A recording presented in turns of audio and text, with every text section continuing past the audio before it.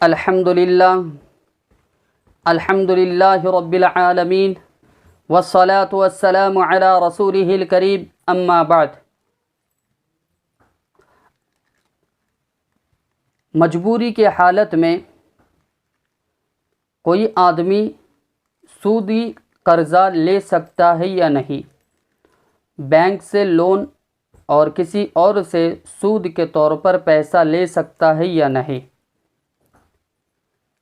اس سلسلے میں یہ جان لیجئے کہ سود کا لینا اور دینا یہ دونوں قطعی طور پر حرام ہیں، ناجائز ہے۔ اگر کوئی آدمی قوت کی روٹیوں کا محتاج ہے اور اس کو کوئی قرضہ بھی نہیں دے رہا ہے، اور اگر وہ سود سے قرضہ نہیں لیتا یا بینک سے لون نہیں لیتا تو اس کو اندیشہ ہے کہ اسی حالت میں اس کی موت ہو جائے گی۔ اگر وہ نہیں لیتا تو اس کو اپنی جان کا خطرہ محسوس ہو رہا ہے، تو ایسی اضطراری حالت میں اس کو لینے کی گنجائش ہے، وہ لے سکتا ہے۔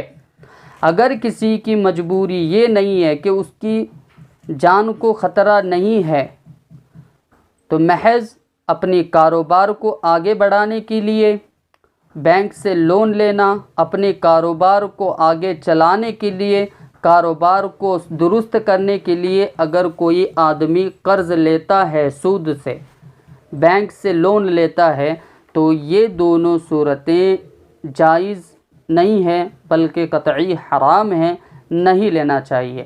اگر کوئی آدمی لیتا ہے تو جب تک اس کا قرضہ ادا نہیں ہوتا، جب تک وہ اپنے قرضے کو ادا نہیں کرتا، تب تک یہ مستحق لعنت رہے گا، اس کے اوپر لعنت برستی رہے گی اور یہ لعنت کا مستحق بن جائے گا۔ اسی لیے چھوٹی چھوٹی مجبوریوں میں سودی کے ساتھ قرضہ نہ لیں، بینک سے لون لینے کے چکر میں نہ پڑے۔ اللہ تعالیٰ اس سے منع فرماتا ہے اور سود لینے اور دینے والے پر لعنت برستی ہے، اس لیے ان چیزوں سے بچنا چاہیے۔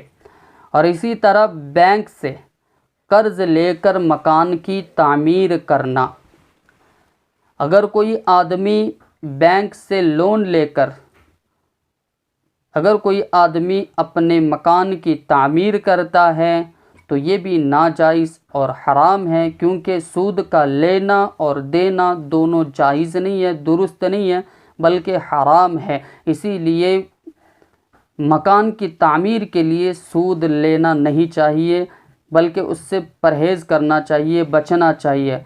آپ یوں کریں کہ کچھ پیسے روزانہ نکالتے رہے، جمع کرتے رہے، جب ایک بڑی رقم آپ کے پاس جمع ہو جائے اس کے بعد آپ اپنے مکان کی تعمیر شروع کر دیں۔ سود کے پیسے سے لے کر مکان کی تعمیر نہ کریں، بلکہ یہ چیز درست نہیں ہے، جائز نہیں ہے، حرام ہے۔ اور اسی طرح میرے 10,000 روپے کسی بینک میں ایف ڈی کے نام پہ رکھا ہوا ہے اور اس پر بینک والے ہر 3 مہینے میں یا سال میں ایک مرتبہ اس پہ انٹرسٹ جمع کرتے ہیں، کچھ پیسے وہ ڈال دیتے ہیں انٹرسٹ کے طور پر۔ اب یہ انٹرسٹ کے طور پر جو میرے 10,000 روپے میں جمع ہوئے ہیں، یہ اب میں اپنے لیے استعمال کر سکتا ہوں یا نہیں؟ اور اگر اپنے لیے نہیں کر سکتا، کیا میں اس پیسے سے اپنے قرضے میں ڈال سکتا ہوں یا نہیں؟ مثلا میرے کسی کے پاس میں قرضے سے پیسہ لیا ہوں اور وہ سودی پیسہ اس کو دے سکتا ہوں یا نہیں؟ تو اس سلسلے میں جواب یہ ہے کہ ایک تو سود کا پیسہ لینا جائز نہیں ہے۔ بینک والوں نے جو انٹرسٹ آپ کے پیسے میں جمع کیا ہے، اس کا آپ استعمال نہیں کر سکتے اور نہ آپ اپنے قرض کے ادائیگی میں استعمال کر سکتے ہیں، بلکہ آپ اس پیسے کو کسی غریب یا مسکین کے اوپر خرچ کرے، مسکین کو دے دے، غریب کو دے دے، اور نیت اس میں ثواب کی نہ کرے بلکہ بغیر ثواب کی نیت سے کسی غریب کو یہ رقم پہنچا دے۔ اور اسی طرح ایک آدمی ایسے وقت میں مسجد میں پہنچا کہ جب امام صاحب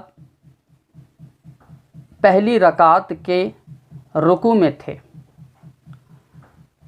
کیا کوئی آدمی امام صاحب کے رکوع میں ہونے کی حالت میں جا کر نماز کے اندر شریک ہو جاتا ہے تو وہ رکعت پانے والوں میں شمار ہوگا یا نہیں؟ یعنی رکوع کے حالت میں امام کے ساتھ جا کر مل گیا، شریک ہو گیا، تو اب یہ شریک ہونے والا آدمی وہ رکعت کو پانے والوں میں شمار ہوگا یا نہیں؟ اس کا جواب یہ ہے کہ اگر کوئی شخص امام کے رکوع کے حالت میں جا کر امام سے مل گیا یا امام کے ساتھ شریک ہو گیا تو وہ رکوع پانے والوں میں، وہ رکعت پانے والوں میں ہوگا۔ اور اگر کوئی امام کے رکوع سے اٹھنے کے بعد جا کر شریک ہوتا ہے نماز میں تو اب اس کی وہ رکعت چھوٹ گئی، وہ رکعت پانے والوں میں سے نہیں ہوگا بلکہ امام کے سلام پھیر جانے کے بعد وہ اٹھ کر اس چھوٹی ہوئی رکعت کو مکمل کر لے۔ اور اس میں اکثر مساجد میں یہ دیکھا گیا ہے کہ امام صاحب کے رکوع سے اٹھنے کے بعد بعض لوگ آ کر تکبیر تحریمہ رکعت باندھ کر پہلے رکوع کرتے ہیں، پھر اگر امام صاحب سجدے میں گئے ہیں تو پھر یہ بھی سجدے میں جاتے ہیں اور یہ سمجھتے ہیں کہ یہ رکعت ہم نے پا لیا۔ اگر امام صاحب رکوع سے اٹھنے سے پہلے اگر کوئی آدمی امام کے ساتھ مل لیتا ہے تو وہ رکعت اس کو مل جاتی ہے، اور اگر کوئی امام کے رکوع سے اٹھنے کے بعد جا کے شریک ہو رہا ہے تو وہ چھوٹی ہوئی ایک رکعت کو امام کے سلام پھیرنے کے بعد مکمل کر لے۔ اور اسی طرح بعض لوگ یہ پوچھتے ہیں کہ ہم ثنا کب پڑھیں؟ اگر امام صاحب قرات شروع کر دیے تو ہم ثنا پڑھ سکتے ہیں یا نہیں؟